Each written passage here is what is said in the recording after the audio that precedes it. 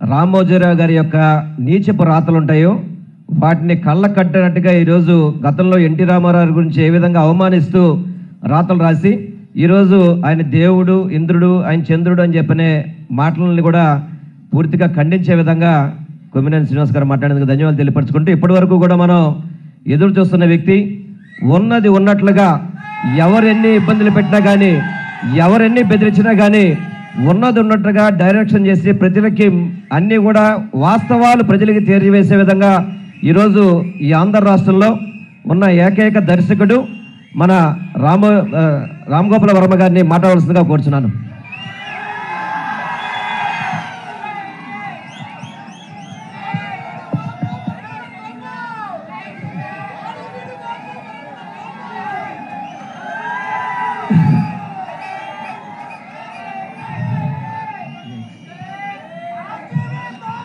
Hi everyone.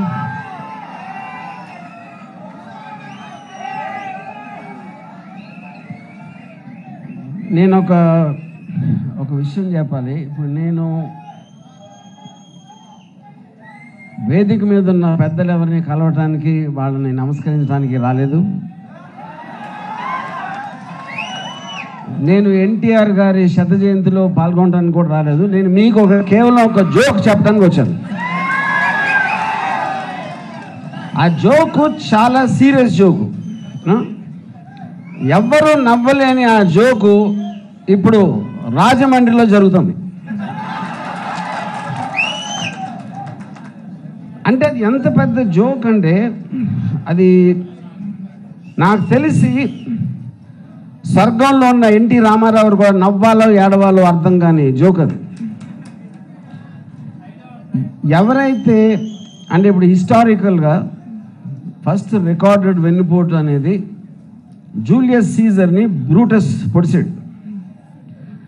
కానీ అక్కడ at least బ్రూటస్కి Julius సీజర్కి ఏమి రిలేషన్షిప్ లేదు, కేవలం ఒక నమ్మారు, దానివల్ల జరిగింది అది. ఇక్కడ ఒక ఇంటి మెంబరు అల్లుడు అయ్యి ఉండి అంత దారుణంగా టార్చర్స్ చేసి ఏడిపిచ్చి చంపిన తర్వాత మళ్ళీ ఆయనే వాళ్ళు ఇప్పుడు దండలేసి అసలు ఎన్టీఆర్ లాంటి వాడు లేడు అది అని చెప్పటం అనేది ఇంతకన్నా పెద్ద జోక్ ఉండటం అనేది నేనైతే ఏం లేదు ఇప్పుడు.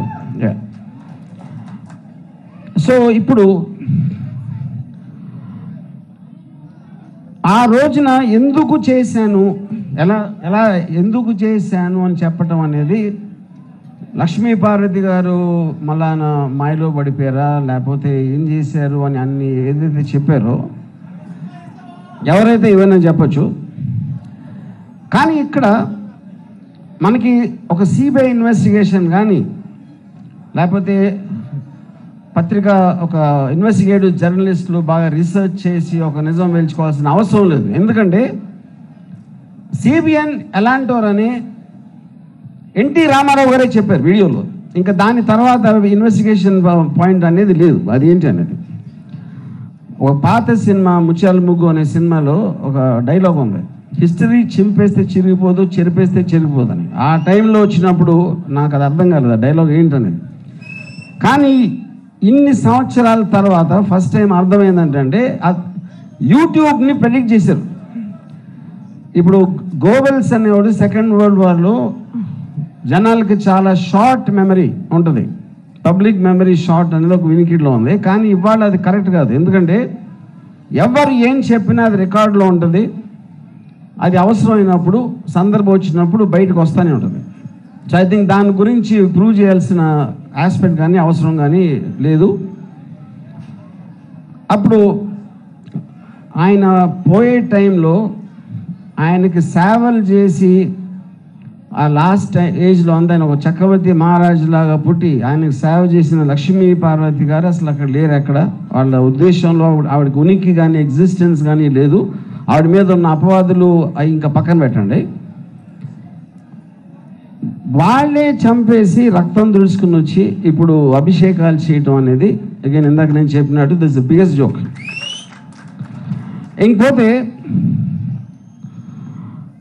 ఒక చాలా ముఖ్య ఉద్దేశం చాలామంది పెద్దలు అది గమనించట్లేదు. ఒకవేళ ఎన్టీఆర్ మాయలో లక్ష్మీపార్వతి గారు మాయలో ఎన్టీఆర్ పడ్డారు అని అనుకుంటే ఒక నిమిషం, అంటే ఆయనకు బుర్ర లేదనే, అంతే కదా మీరు చెప్పేది? ఇప్పుడు అంత సీఎం లెవెల్కి అంత పెద్ద మనిషి అయ్యి ఆయనకు బుర్ర లేకుండా లక్ష్మీపార్వతి గారు లాంటి ఒక అర్హత లేని ఆవిడతో మీరు మాయలో పడిపోయి ఉంటే, అలాంటప్పుడు అసలు మీరు ఇంకా ఎందుకు పూజిస్తున్నారు, ఎందుకు ఆయన ఫోటోలు పెడుతున్నారు, ఎందుకు దండలేస్తున్నారు? అప్పుడు అట్లీస్ట్ దాని మీద మీరు నిలబడాలి. మీరు ఏదైతే చెప్తున్నారో దాని మీద నిలబడాలి, అది లేదు. నెక్స్ట్, ఇప్పుడు నాకు ఒక చాలా సాడ్ థింగ్ ఏంటంటే, ఒక ఎన్టీఆర్ గారు పోయి అన్ని సంవత్సరాలు అయింది, ఇప్పటికి కూడా ఈ రోజు కూడా ఎంతో కొంత అంటే అస్సలు నిందితులు ఎవరైతే ఉన్నారో వాళ్ళు మనందరికీ తెలుసు. నేను చాలా ఫీల్ అయింది. ఇప్పుడు రజనీకాంత్ గారు ఆయన కూడా సూపర్ స్టార్. ఆయన అక్కడి నుంచి వచ్చి ఇక్కడ ఆయన తోటి సూపర్ స్టార్ ఎన్టీఆర్ని చేసిన వాళ్ళ దగ్గర పక్కన కూర్చుని వాళ్ళని పొగట్టడం అనేది అది ఒక విధంగా ఇండైరెక్ట్గా ఆయన కూడా వెన్నుపోటు పొడుస్తున్నట్టే నా ఫీలింగ్. సో ఇది అది ఎవరి మాయలో ఎవరు పడతారు, ఎందుకు పడతారు అనేది అది చాలా కాంప్లికేటెడ్ క్వశ్చన్ అది. ఇంకోటి, నాకు తను ఎందుకు రాలేదు ఏంటి అనేది నాకు డైరెక్ట్గా తెలీదు. కానీ ఈ మొత్తం దాంట్లో నందమూరి తారక రామారావు గారి ఫ్యామిలీలో ఉన్న ఒకే ఒక్క మగాడు తారక్.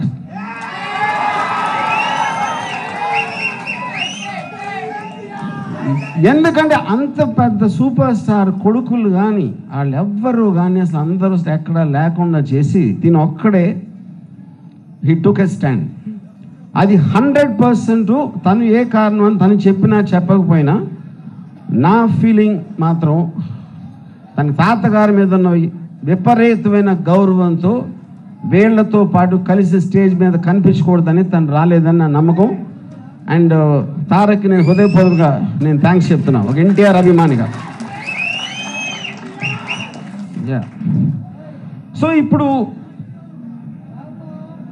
ఎప్పుడైనా ఇన్సిడెంట్ల మీద మీకు ఒక భిన్నాభిప్రాయాలు ఉండొచ్చు, ఏం జరిగింది ఎలా జరిగింది అని రకరకాల వాళ్ళు ఏదైనా చెప్పచ్చు. కానీ ఫైనల్గా ఏంటంటే ఒక క్యారెక్టర్, ఒక మనిషి క్యారెక్టర్ అనేది ఒక sociology psychologist face is the index of the mind అని చెప్పాడు ఒకసారి. అదేంటంటే ఒక చిన్న బై ట్రాక్ చెప్తాను. ఇప్పుడు జంతువుల్లో పులి ఉంటుంది, సింహం ఉంటుంది, లేకపోతే ఏనుగు ఉంటుంది. ఇవన్నీ కూడా చాలా బలమైన జంతువులు. అది ఏదైనా చేస్తే మనం చంపేయడానికి వాళ్ళకి ఉన్నంత పవర్ ఉంటుంది. కానీ సైకలాజికల్గా మనం ఎక్కువగా భయపడేది దేనికంటే ఒక మొసలి, ఒక పాము అలాంటి జంతువులకి ఎక్కువ భయపడతాం. ఎందుకంటే అయ్యేమో పిల్లల్ని కొంచెం చేరదేస్తే ఎఫెక్షన్ చూపెడతాయి ఎంతో కొంత. ఈ జంతువులు అవి చూపెట్టం. మొసలి, పాము ఒక మెయిన్ థింగ్ ఏంటంటే కన్నార్పోయి. ఆ కన్నార్పని మూడో జీవి నేను చూసింది చంద్రబాబు నాయుడు గారు. అదేదో ఒక ఇండికేషన్ ఆస్పెక్ట్లో ఆల్మోస్ట్ దేవుడు తయారు చేసినప్పుడు డిజైన్ చేసి చేస్తాడా అని ఒక అనుమానం వచ్చేస్తుంది. సో బేసిక్లీ యాజ్ ముగించే ముందు నా లాస్ట్ పాయింట్ ఇదే క్యారెక్టర్ ఆస్పెక్ట్లో నేను చెప్పేది ఒకటి. నేను తీసే వ్యూహం సినిమాలో ఫస్ట్ టైం మీరు చంద్రబాబు నాయుడు గారి క్యారెక్టర్ని అరటిపండు ఒలిచినట్టు పెట్టి అందరి నోట్లో పెడతా. ఆ తీయదనం మీరు బాగా అనుభవించండి. Thank you sir.